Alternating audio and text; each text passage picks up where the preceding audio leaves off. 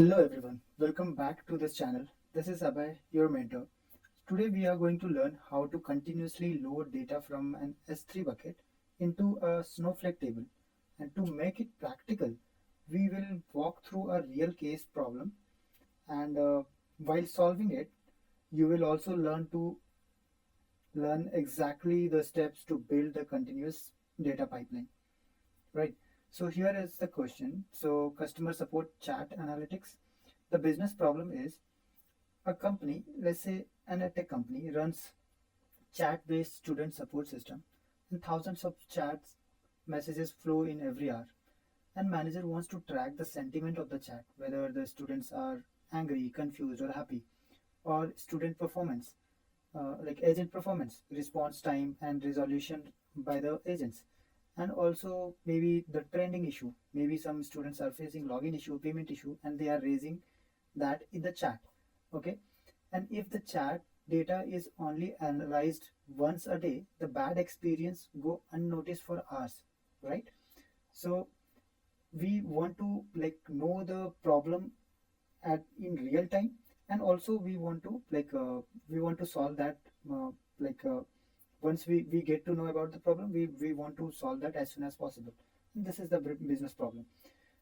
Now, the chat data, how this chat data will look like. The chat data is in JSON format, which is getting stored in the S3 bucket, okay, in real time. So this JSON format will look like something like this, okay, not exactly like this, but something like this. So what is the solution? So the solution is the continuous load. So what this continuous load will do? So once any new data will come into the Snowflake, in the S3 bucket, the S3 bucket will send this the data to the Snowflake table, and it should be continuous. Whenever new data comes in, uh, S3 will send that to the Snowflake table, right? So how we will do that? First of all, why continuous load is critical here? If chat data loads in a batch, let's say in every 2 hours we are loading that whatever data we have in the S3, we are loading that in the Snowflake table every 2 hours. So student have to wait too long and reputation suffers, right? And with the continuous load using Snowpipe, issues are caught on real time and support team can react immediately, right? So this is the why we are using continuous load here. And the business impact, support manager gets the alert, right? If negative sentiment spikes in last 5 minutes, operation team can know the technical issues like payment failed or is trending or something. And the leadership team can see the real-time NPS, which is net promoter scores, right? So these are the business impact we can get through this by doing this, right? Now the solution. So solution is to create a Snowpipe setup and configure the Snowpipe in S3 chat stage, and every time new chat in JSON file chat JSON file lands, this S3 event will go through the Snowpipe, and by Snowpipe it will go to the Snowflake table. Now let's see something like this. Like once the new chat will come into S3, it will continuously go to the Snowflake, right? And later on we can create dashboard, we can create dashboard as well, and this data will flow continuously, right? Let's say some data will has registered at 11, so by 11:1 the dashboard should reflect that number. So this is what we want to achieve. Just this is an example only. Okay, now coming back to the solution, we are here in the Snowflake. We have created a project, and in this project, first of all, we will use we will set the roles, warehouse, database, and schema. So here the role is account admin, and the warehouse is compute WH, which I'm using. I'm creating main DB, okay, database name, and the schema name is chats. Okay, let's run this.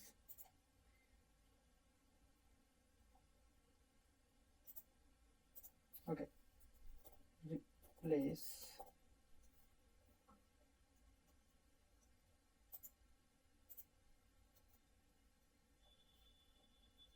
just give me a second. Always put create or replace, so that whenever you have to run this twice, it will not affect, right? So using this, now we have schema called chats. Now I have to create a table, and because our data is in JSON file, we do not need to create table like we used to do. Like if we have chat column and the data type is varchar, we have to define that, right? We don't have to do that because the file is in JSON format.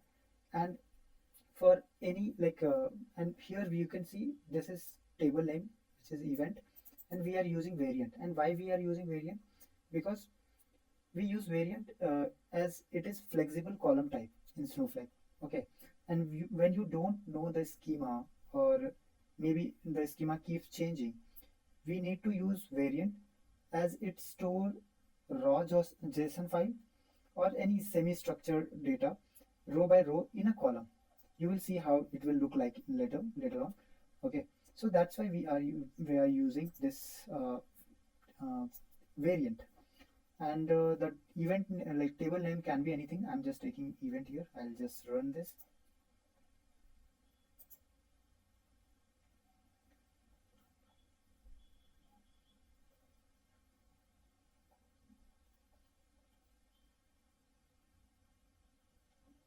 Okay, the table event successfully created. Now we have to create a storage integration with S3 and IAM role. And for that, first we have this here you can see here everything will be like that only. Here the name, you can change the name. I have the storage integration name, I'm keeping it as S3 Snowpipe integration int. Okay, this should be same. The storage provider, which is S3, and enabled true. Here two things, AWS role ARN and the location, storage location, that you have to figure it out. For that you have to go to your AWS, and first of all you have to go to S3.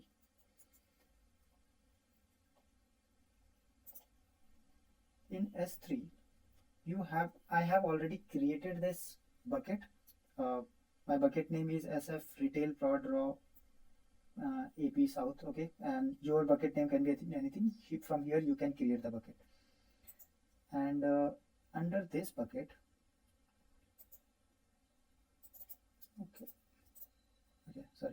under this bucket I have this I have two folders. This folder is for CSV, which I have used in different video.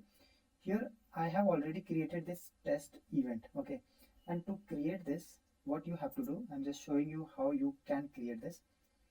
So for that you have to create folder, and here you have to write the name, let's say event. Okay, then simple, just create the folder. Okay, and after creating, once you will have this folder, you can click on this, right? I have few data here which I will just delete right now.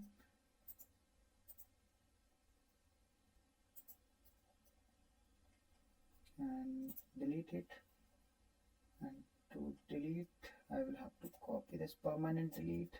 You don't have to do this because you will not have any folders, right? Okay, now delete it, close. Okay, so you are here in your table, sorry, in your folder under this bucket. So first of all you have to take the path, and path you can copy from here. Copy S3 URL, this is the path, and that is what you have to use here for location. And I am using, let's say I'll just remove this. Okay, you have to just paste that path here. Okay, and the second thing is ARN, and that ARN you will find in IAM role. So just go to IAM. Mostly we will work on S3 and IAM only. Okay, just click on IAM and then click on roles. Okay, so you can create role. Okay, I have already created. I'll show you how to create that. Click on create role here, then select AWS account, then select this account, and then select require external ID.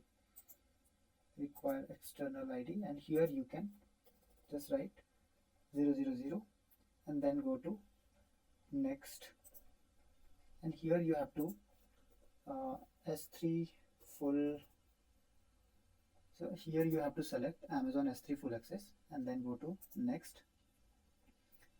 Once you will click on next, you can keep the name of your role.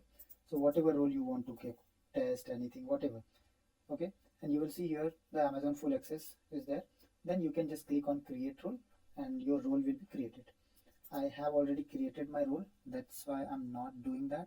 I will go back and will show you. This test Snowpipe is the role that I have already created. I'll go to this role. I will copy this ARN. This ARN is copied. I will go to here. I will remove this. Okay. Once then I'll paste the ARN that I have copied. Okay. Once this is done, I will just run this part. Run.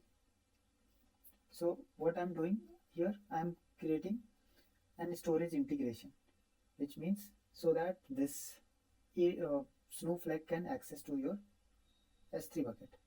Now the second thing is show all the settings and permissions of this integration. Now because I have created storage integration, now I want to see the permissions and integration details, right? So for that we have to just write SDESC integration and the storage integration name that you have like written here. So I have my storage integration name is S3 Snowpipe integration INT. I'll run it. Once I'll run it, here two things you will find. First is external ID and second is ARN. Here you once you will click on ARN, you can see the property value. You have to click on property value, and this in this property value you have to copy this property value. Okay, and then go back here, and here also you have to like edit. Here you have to click you are in role that you have created, and in this role you will find this trust relationship. So in this relationship you have to click on edit trust. Once you will click on this edit trust, that ARN that you copied in the Snowflake, you have to paste it here. Okay, why? So that AWS can also recognize the like third party, which is Snowflake, right? And also go back here and then search for the external ID. This is my AWS external ID. Here I'll copy the property value. See, I am in storage AWS external ID. I clicked on property value. Then here I can copy this and I'll go back to my AWS. I'll remove this external ID and then I'll paste it, the new external ID, and then save it. Like once this policy will be updated, what will happen? There will be a trust relation between both application, Snowflake and the S3 bucket, right? So once this is done, you have to create a file format, and here because we are using JSON file, you just have to like create or replace file format and the file format name whatever you want to give. My file format name is my JSON format and the type is JSON. So I'm just running this. Once this file format is created, next step is we'll just wait, and here we go. Yeah, my file format is successfully created. Now here we have to create an external stage, and to create an external stage here we just write create or replace stage and the external stage name. So my external stage name is my S3 Snowpipe stage, and storage integration name is whatever storage integration I have like defined here. And then URL, for URL I'm giving the location of the S3 bucket. So I'll go back here, I'll go to my S3 and I will go back here. This is what I created, right? So I want the location of this test event. So for that I'll just click here and copy this S3 URL and go back and paste it here. Okay, I will paste it here. So this is my location and the file format that we have already created here, right? So file format is my JSON format.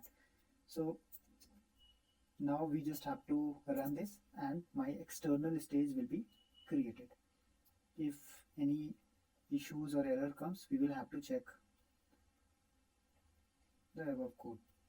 I think we have done everything correctly. Now to check that everything is working properly or not, access the external stage. Why we do that?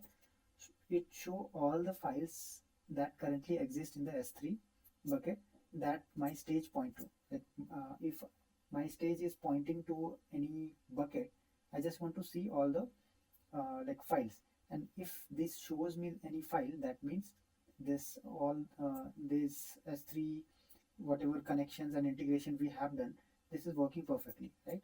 So let's run this, and here we will read something about this. What it does to verify that Snowflake can access the file in the S3 or not, we run this.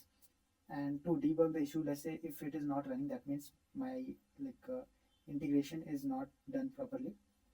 You can see query produce no result, which means there is no issue, but there is no file in the bucket. So it is working perfectly fine. Now the third thing, create Snowpipe to load the event from data to S3.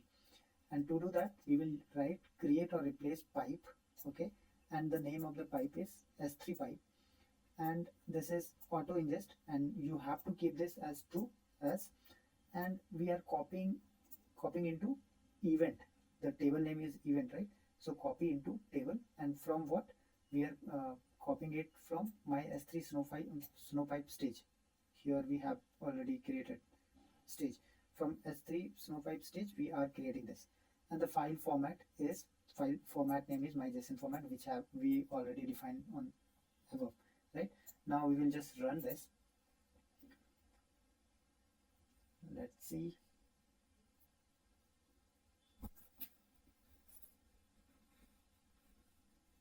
Okay, so my pipe S3 pipe is created successfully.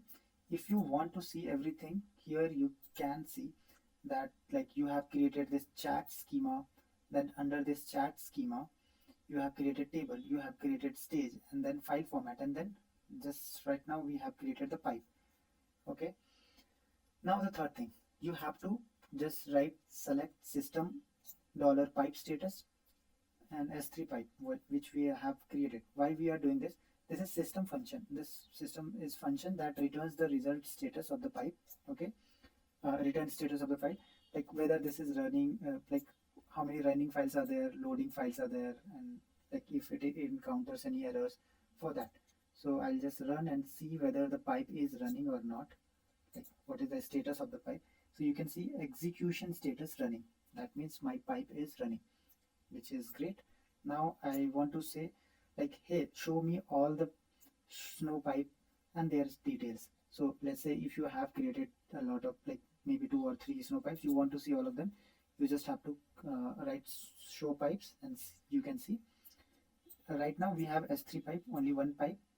Okay, and here you can see notification channel, and this notification channel we have to so what actually happens, I'll go here. So what this S3 let's say right now we have 100 rows of data, right, at 1000 rows of data, okay, in S3 at 11 a.m. okay. this this data has like gone to the Snowflake table. Like again, we have loaded this into Snowflake table. Right now, let's say 10 more entries came. That means plus 10. Right now, when these 10 entry like get recorded in the S3, how automatically it will trigger this Snowflake will know that something has added in the Snowflake uh, S3 bucket, and we have to bring that to the Snowflake table. So for that we are actually setting up some notification.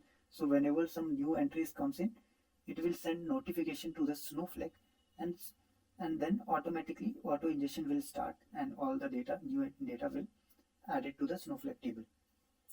Okay, let's come back here. So for that we have to set that notification, and for that you have to click on properties. You are in your bucket, then you click on property, then scroll down and you will find I have already created this, so I'll just delete this. Okay, I'll show you how to create this notification. Okay, let's create event notification. So I am just keeping this notification name is Snowflake event. Okay, and because we are working on folder level, so you have to give the name of the subfolder, like bucket level. So you have to give the name of the folder name.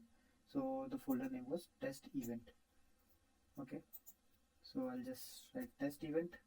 Then event type is all object create event type.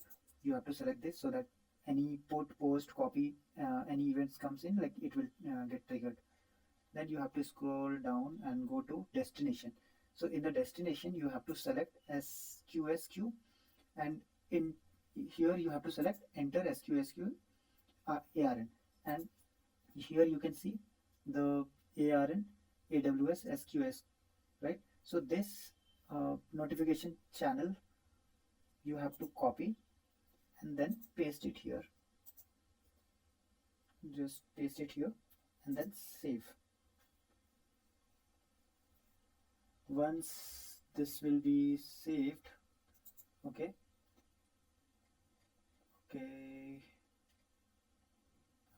once this is saved, now if we will run this, we will see that there is no data in the event file. Yeah, no result. Now what we will do, I will go back to event. This is my test event, and here actually in real case all the data will come here. So I'm just showing you with an example. Upload, I have three JSON file. I'll upload one by one. If you see, this is chat data. Okay, here this chat data, where is that? Okay, now I'll upload this. So I have uploaded this JSON file in the S3, and within few seconds, if I will run, just wait for 30 seconds. I'll just check whether it is coming or not. Like wait for 30 seconds, I would suggest.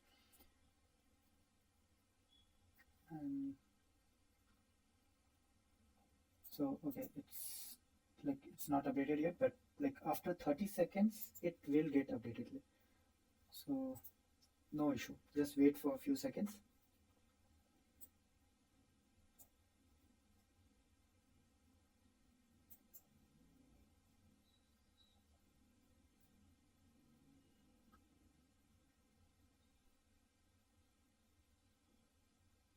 Here you go.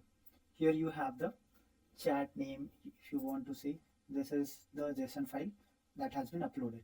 So every now if you want to see, like I want to add few more JSON files and see how it is getting updated. So I'll update, upload, add files. I will take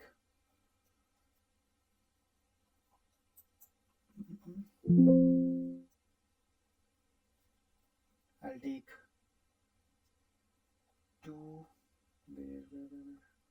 okay, these two files.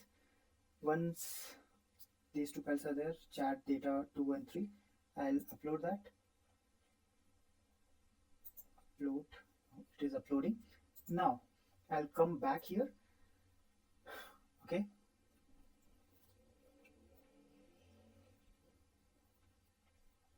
and after a few seconds,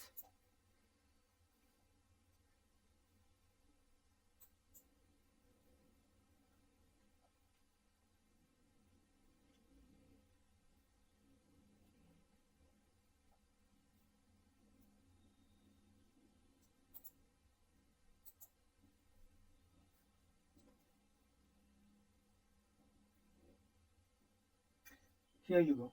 You can see all three files has been updated here. That means my pipe are working perfectly. Any new files get updated in the S3, we can it will automatically get updated in the S3 Snowflake table. And from here you can just write some SQL formula like queries and create table, and that will be used for dashboard creation. Later on we will cover that as well.